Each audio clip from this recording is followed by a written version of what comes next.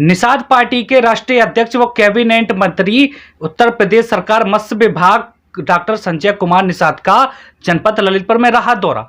ललितपुर जनपद के निरीक्षण भवन में प्रेस वार्ता को संबोधित करते हुए कैबिनेट मंत्री डॉक्टर संजय कुमार निषाद ने उत्तर प्रदेश और खास तौर पर बुंदेलखंड के जनता को बधाई दी।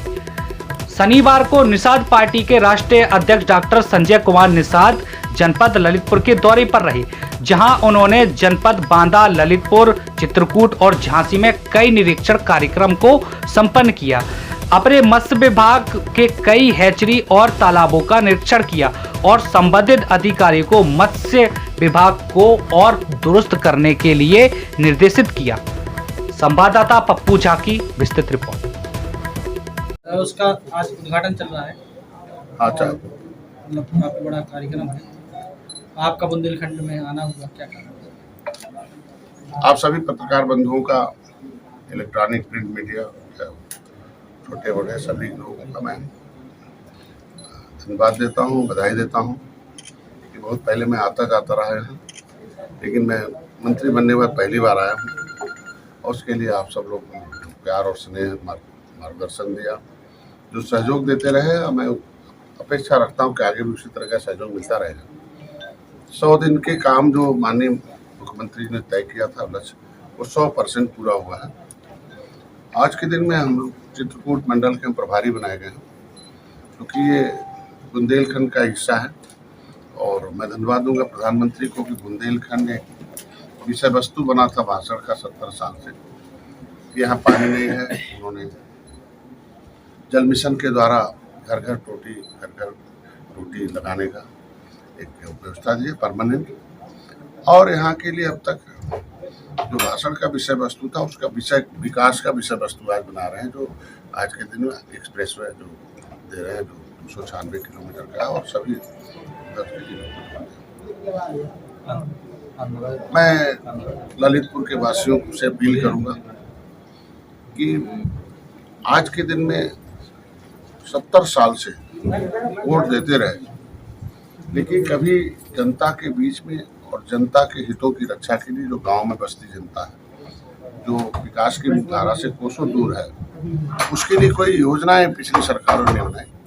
मोदी जी ने नीति बनाई, अमित शाह ने प्रबंधन किया और माननीय योगी आदित्यनाथ ने अपने सुशासन से नीचे लाया और दोबारा फिर से उत्तर प्रदेश की जनता ने उसको मोहर मारकर फिर से भारतीय जनता पार्टी की सरकार बनाई। और उसमें ललितपुर एक ऐतिहासिक क्षेत्र है। दोनों सीटें हमने ललितपुर की एक ऐतिहासिक मतों से जीत हासिल की।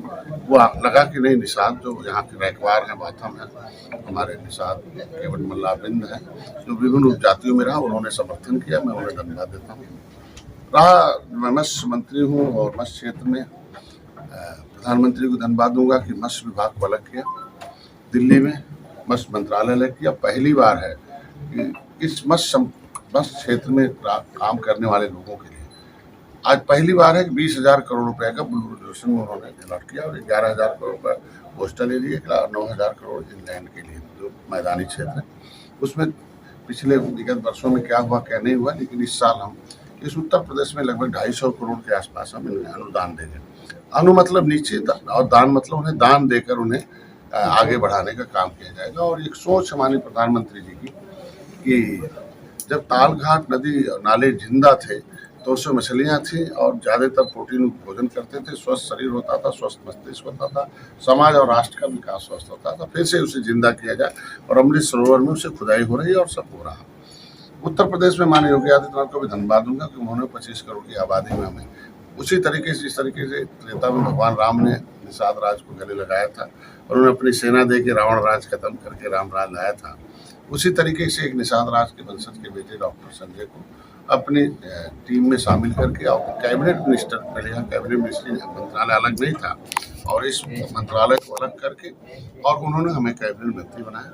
हम लोगों ने लक्ष्य निर्धारित किया कि उत्तर प्रदेश को उत्तम प्रदेश बनाना है और उत्तम प्रदेश बनाकर इसे मत्स्य क्षेत्र में दूसरे प्रदेशों से मछली नहीं होगा और इसी प्रदेश की मछलियों से हम दूसरे प्रदेशों में देंगे। उसके लिए हम हाईटेक की व्यवस्था कर रहे हैं। अभी मैं यहाँ जो है राजघाट में एक डैम है, उसे देखने गया था उसे भी इनसे भी मैंने हमारे निगम के जो है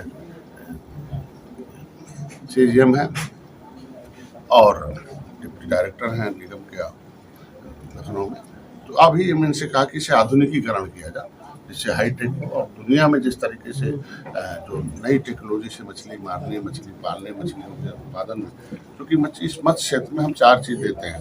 एक तो उन्हें रोजगार देते हैं, प्रोटीन भोजन देते हैं, तीसरा हम उनके राजस्व की वृद्धि भी करते हैं। और इससे बढ़िया कुछ नहीं है कि एक मान्यता भाई लक्ष्मी जी हाथी और साइकिल हाथ पर आती नहीं है, लक्ष्मी जी कमल पर खड़ा रहते हैं और कमल पानी में खड़ा है, तो असली लक्ष्मी पानी में है। और हम लोग इन लोगों को अपील कर रहे हैं कि पानी के क्षेत्रों में मोदी जी का, और उत्तर प्रदेश में एक योजना चल रही है प्रधानमंत्री मत्स्य संपदा योजना, निषाद राज बोट योजना, मुख्यमंत्री संपदा योजना है। इनके लिए मत्स्य कल्याण कोष की भी स्थापना किया है, उसके लिए 25 करोड़ अलग से हो गया।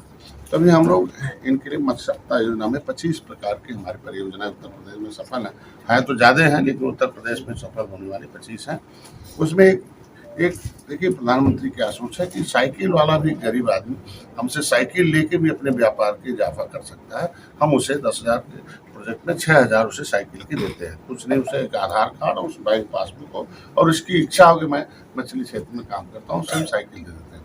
मोटरसाइकिल 75,000 का प्रोजेक्ट है, महिलाओं और महिला है तो हम 60% देते हैं, पुरुष है तो 40% है, SC/ST को भी 60%, मतलब 45,000 और 30,000। तो ऐसे में मतलब अभी तक था कि पोखरे होंगे, ताल होंगे, बड़े होंगे, खेत होगा तो वही मत्स्य क्षेत्र में काम कर सकता है।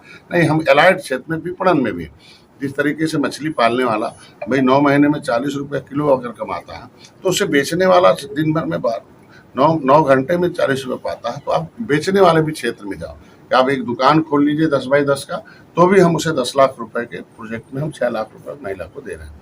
जिंदा मछली का है 20 लाख में हम 12 लाख, मतलब हम मदद कर रहे हैं इनको कि आप मेरे से मदद लीजिए और हम आपको मदद करते हैं, आपको ज्ञान भी देते हैं। हमारे यहाँ ट्रेंड लोग हैं, हर जिले में ट्रेनिंग चल रही है, इस समय गोष्ठी है, ट्रेनिंग लें और ट्रेनिंग लेने के बाद हमसे ज्ञान भी लें और अनुदान भी लें, और अनुदान लेने के बाद लोग अपना विकास भी करें। इसमें और भी है, क्वेस्ट भी है, RS भी है, बड़े तालाब भी हैं, तो और उसके लिए प्रोजेक्ट है। और हमारे विभाग में पोर्टल खुला पहली से और 31 तारीख तक रहेगा, उसमें आवेदन करके कोई निजी क्षेत्र में ज़मीन है तो भी कर सकता, नहीं भी है तो किराए पर ले सकता है, अपनी ज़मीन अपने परिवार को किराए पर देकर उसका लाभ ले सकता है, ऐसा कोई प्रतिबंध नहीं है। तो आप लोग महिलाओं को थोड़ा आगे करिए, क्योंकि महिलाओं के नाम से प्रोजेक्ट आगे है और प्रधानमंत्री की सोच है महिला सशक्तिकरण हो। आप कोई भी इसमें कोई प्रतिबंध नहीं, खाली मछुआरा ही आके इसका लाभ ले सकता है, दूसरी बिरादरी भी इस क्षेत्र में आके काम करके अपना लाभ ले सकती है। मंत्री जी, नुपुर शर्मा का बयान अभी ठंडा भी नहीं हुआ कि हाल ही में लुलु मॉल पे नमाज पढ़ने का जो विवाद हो रहा है, तो क्या लगता है उत्तर प्रदेश सरकार में सुंदरकांड और नवाज यही विकास को तय करेंगे? देखिए, वही कांड कहीं हो जाए, उस पर घटनाएं तो घटती रहती हैं और घटनाएं घटने वाले घटाते रहते हैं, उसमें सरकार जिम्मेदार नहीं है। सरकार जिम्मेदार है कि जिसके लिए कानून बना हुआ उस कानून का पालन करता प्रशासन, और प्रशासन ने कानून अगर बना दिया और कानून के दायरे से बाहर कोई काम करता है तो उसे निश्चित रूप से कार्रवाई होती है। मैं तो मुख्यमंत्री जी को धन्यवाद दूंगा कि रसूख से रसूखदार कोई आदमी, उसके खिलाफ जांच होता है और जांच में अगर दोषी पाया जाता है तो उसके खिलाफ कार्रवाई होती है। मंत्री जी, आप चुनाव के पहले आरक्षण की बात करते थे, अब चुनाव निश्चित रूप से आरक्षण के मुद्दे पर आपको मैं बताऊं कि मैंने अगर प्रमाणिक दस्तावेज और आरक्षण का मैं हम खोज के लाए, किताब लिखे, इन्हें जगाया हूं, तो सड़क पर मैं वकील था, अब इनका वकाल सदन में हूँ। अभी मैंने देखा इनको कि राज्यपाल के भाषण को मैंने इनकी वकालत की, मैंने बजट सत्र में वकालत की, मैं अमित शाह जी के पास गया था इस बात पर। तो इनकी लड़ाई जो थी अब निर्णायक दौर पर है। अभी तक कोई मानता नहीं था कि हमारा जो 1967 में केवट मल्ला मझवार थे अनुसूचित जाति का हकदार। पहली बार है कि 18 जनवरी 2022 को पहली बार RGI ने लिखा कि नहीं, डॉक्टर साहब जो कह रहे हैं वो हमारे यहाँ नोटेड है, 1961 में केवट मल्ला मझवार की गिनती हुई थी, हमारे यहाँ मैनुअल में लिखा हुआ और सामाजिक न्याय मंत्रालय उसका है। तो तो निश्चित रूप से 70 साल से अगर सत्ता पूरा उलझा हुआ मामला उसे सुलझाने में सदन में थोड़ा टाइम लगता है और निश्चित रूप से मिलेगा। लेकिन चुनाव के बाद तो आपने मांग की ही नहीं। निश्चित क्यों नहीं किया, आपने देखा होगा कि जब भी मैं मोदी अमित शाह जी के पास गई है मैंने सदन में अपनी आवाज़ उठाई है, मांग की है और वीडियो भी वायरल है। सदन में 2 ही दिन बोलने का अवसर मिला, मैंने दोनों दिन आवाज़ उठाई है। अब कुछ लोगों को नहीं दिखाई देता है, कुछ लोगों को तो गला काट कर रख दीजिए तब भी उनको निगेटिव ही दिखाई देगा। हमारे जैसा शायद काम करने वाला कोई और बढ़िया हो तो मैं भी उसके साथ चलने वाला हूँ, लेकिन हम काम कर रहे हैं तब मेरा समाज मेरे साथ है। मंत्री जी, काम जिस करूंगा। तरह से 1700 तालाब थे, अब वो सरकारी आंकड़ों में सिर्फ 176 ही बचे हैं। अब ऐसे में क्या मैं करेंगे? इसीलिए ललितपुर आया हूँ, अधिकारियों से बैठक किया हूँ और उस पर निश्चित रूप से हमने पूरे प्रदेश के हर जिले के तालाबों की अद्यतन स्थिति मंगाई है कि कौन निष्क्रिय हैं, कौन सक्रिय हैं, कौन उदासीन है, किस हिसाब से किसमें क्या किया जा सकता है। उसके लिए हम प्रभावी मैंने समितियां गठित कर रखी है। 3 महीने में हमने 100 दिन में हम कम से कम हर बुधवार को मीटिंग करता हूँ और मीटिंग करके उन समितियों से रिपोर्ट करता हूँ और धीरे धीरे उस पर प्रभावी खत्म कर रहा हूँ। और 100 दिन में हमने इस मत्स्य मंत्रालय से रिवर रेंचिंग किया, जलाशयों का क्षेत्र बढ़ाया, मृदा परीक्षण और पानी का भी परीक्षण किया, मत्स्य वितरण भी किया और उनकी गोष्ठियाँ करा के इन्हें जो है अवेयरनेस भी कर रहा हूँ और धीरे धीरे आप देखो कि धरातल पर इन्हें मत्स्य मंत्रालय के द्वारा। मंत्री जी 14 जून से मछलियों का आखिर बंद हो जाता है क्योंकि प्रजनन पर रहती है, लेकिन वर्तमान में हालत देखी जाए लहसुन की बात करें हर जगह मछलियां बिक रही है, उस संबंधित विभाग इसमें सम्मिलित रहता है। कई बार ऐसा हुआ कि तालाबों और डैमों का टेंडर निकला मछलियों को, लेकिन वो पूरे नहीं हुए, उन्हें टेंडर लेने में उन्हें आनाकानी करी क्योंकि वहाँ प्रजनन के पहले मछलियों का आखिर हो जाता तो उतना मछली उसमें नहीं रह पाती। इस बारे में आपने क्या हमारे करा? यहाँ जुलाई और अगस्त में 2 महीने बंद था केटक और हमारा कोई ठेकेदार नहीं मारता और छिटपुट छोटी मोटी घटनाएं होती हैं, उस पर प्रभावी कदम उठाए जाते हैं। और रही बात तो बड़े बड़े डैम और जहाँ जहाँ हमारा अंकुश है, जहाँ कोई ठेकेदार हमारे अंदर है, हम उसी जैसे नदियों में है, हम बड़े बड़े जलाशय हैं या डैम हैं या पोखरे हैं या हमारे पास जो क्षेत्र उसमें ही प्रतिबंध किया जा सकता है। बाकी जो निजी क्षेत्रों में है उसे हम लोगों ने अभी कोई कानून नहीं बनाया। माननीय मंत्री जी, समाजवादी पार्टी से गठबंधन है, राजभर तोड़ रहे हैं, तो उसके पहले आपका भी रहा, आपने भी तोड़ा था। ऐसा क्या है कि समाजवादी पार्टी से उनके सहयोगी दूर जा रहे हैं? गठबंधन देखिए राजनीतिक समझौता है, समझौता होता है, यहाँ कोई गठबंधन नहीं होता, हमने गांठ कोई नहीं बांधी जाती है। एक समझौते के तहत हम लोग कोई भी आदमी आगे साथ मिलकर चलता है। 2018 में हमने थोड़ी गठबंधन तोड़ा था, हमने कोई असहयोग की भावना जहाँ हो जाती है वो आदमी अपने को बचने के लिए हट जाता है। 2018 में मैंने हट गया था, राजभर भाई को भी लगा कि इस तरीके का हमारे साथ हो रहा है। अगर राजभर भाई भी हट रहे हैं तो मैं तो उन्हें धन्यवाद दूंगा कि उन्हें जाना नहीं चाहिए था। जब हमारे जैसे आदमी, सीधे साधे आदमी जो इतिहास रचने वाले हों और उसके साथ अगर समाजवादी पार्टी जब तक मुलायम सिंह थे तब तक समाजवादी पार्टी थी। अब समाजवाद जो है भारतीय जनता पार्टी में है। भारतीय जनता पार्टी हर जाति, हर धर्म, हर वर्ग, कहते हैं मुसलमानों में सच्चर कमेटी की रिपोर्ट कहती है कि मुसलमानों की दशा SC/ST से भी खराब है और इनकी संख्या बहुत अधिक हो गई है। इसका जिम्मेदार कौन है? कांग्रेस है, सपा बसपा है। आज उनके बच्चों का इलाज कौन कर रहा है? सब भारतीय जनता पार्टी कर रही है। उनके बच्चों घर कौन बना रहा है? भारतीय जनता पार्टी। अनाज गरीब है, कौन दे रहा है? भारतीय जनता पार्टी। तो असली में समाजवाद तो हम है, गरीबी आप बढ़ाओ, मदद हम कर रहे हैं, तो समाजवाद इसी कहते हैं ना, बिना भेदभाव के। पहले कैसे भेदभाव होता था, कैसे तुष्टीकरण होती है, कितनी जातियां उपेक्षित थीं 30 सालों से, हाथी साइकिल पंजा से, कि उन जातियां जो उपेक्षित थे वो भारतीय जनता पार्टी के साथ आ गए। और आज देख लीजिए उसी की देन है कि आज उन्हें नीतियों को धरातल पर लाकर आज परिवार नियोजन के लिए क्या कर रहे हैं योगी जी ने? अभी चलता है, अभी देखो, हम तो चाहते हैं कि देश संविधान और विज्ञान से चलता है। विज्ञान जो इजाज़त देती है उसको संविधान के दायरे में लाया जाता और संविधान में बहस चलता है। उसे जनप्रतिनिधि होते हैं, जनता के चुने हुए नुमाइंदे जाते हैं विधानसभा और लोकसभा में, और वो जाके वहाँ बहस होता है और जनता के हितों में जो होता है उसे बहुमत के आधार पर जनता चुनती है और वहाँ बहुमत के आधार पर कानून बनाए जाते हैं। तो जैसा होगा वो सदन और विधानसभा लोकसभा करेंगे। निषाद समाज में जो रोजगार है वो छिनता जा रहा है और दूसरे समाज के ठेकेदार भी आ गए हैं, इस बारे में क्या कहेंगे आप? निश्चित रूप से आपका कहना बहुत सही है। उसी के लिए तो मैं जिस समुदाय का संघर्ष कर रहा था, मैं धन्यवाद दूंगा भारतीय जनता पार्टी को, उसी समुदाय के लोगों के विकास के लिए, उन्हें न्याय के लिए, उनके साथ रोजगार, शिक्षा, स्वास्थ्य दिया जा सके, उसके लिए मंत्रालय बनाया गया, हमें मत्स्य मंत्री बनाया गया। उसमें जब से मैं आया हूँ तब से बहुत प्रभावी कदम उठा रहा हूँ कि इनके क्षेत्रों में जो कानून बने हैं, जो पिछली सरकारों ने गलत नीतियां बना थी, जिसकी वजह से हमारे लोग शिकार हो गए और उसकी वजह से भिखार भी हो गए, तो उस नीतियों को बदलने के लिए मैंने समिति बना रखी है, उसके रिपोर्ट आ रहे हैं और जल्दी से उन नीतियों में सुधार किया जाएगा। और जिस तरीके से राजस्व संहिता 2016 में लिखा है कि मछुआरों को प्राथमिकता दी जाएगी, तो उसमें लिखा कि वट मल्ला बिंद कश्यप कहार धीवर रखवार बाथम तो रहा, ये प्राथमिकता के आधार पर दिया जाएगा, तो उनको प्राथमिकता के आधार पर दिया जाएगा और जब उस गाँव में नहीं रहेगा तब दूसरे को दिया जाएगा। समितियों में है तो कुछ गरीब लोग हैं जो समितियों को लोग सबोगेट करते हैं, उसके लिए उसको भी निषाद को आगे करके ठेका ले लेते हैं, काम दूसरे करते हैं, उसके लिए प्रभावी कदम करने के हमारे यहाँ शासनादेश है।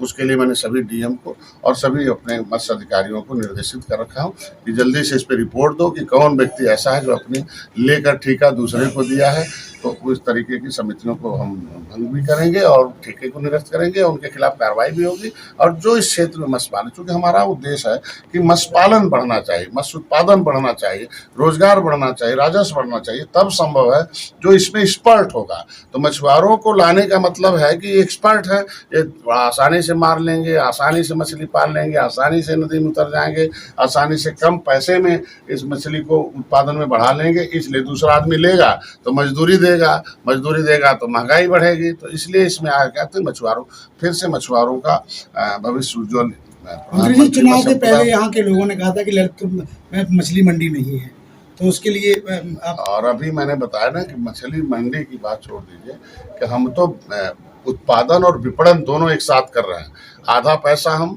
उत्पादन के लिए, मत्स्य पालने के लिए दे रहे हैं, आधा पैसा बेचने के लिए दे रहे हैं। पहली बार है कि हमारे आने के बाद एक बैलेंस चल रहा है। पहले क्या था, उत्पादन हो गया, विपणन नहीं था, इसलिए सस्ती मछलियाँ थी। इसीलिए मैंने लाइव फिश वेंडिंग है, जैसे जिंदा मछली बेचेगा अच्छा पैसा पाएगा, दुकान बढ़िया जब शो केस रहेगा तो हाइजीन की व्यवस्था रहेगी, तो उसमें मछली बिकेगी, तो हम उसे सब्सिडी दे रहे हैं ना। 20 लाख रुपए में हम 12 लाख दे रहे हैं, महिला के 10 लाख में हम दे रहे हैं। फिर हम कैश मतलब हम इंसुलेटेड वाहन टेम्पू दे रहे हैं 3 लाख का, 2 लाख में हम और भी 20 लाख का जो बड़े वाहन है उसे दे रहे हैं, और भी बड़े वाहन हैं। तो बड़े जो हम इसको लिए कि कैसे हम मछलियों का ट्रांसपोर्टेशन कर सकते हैं उसको ला रहे हैं।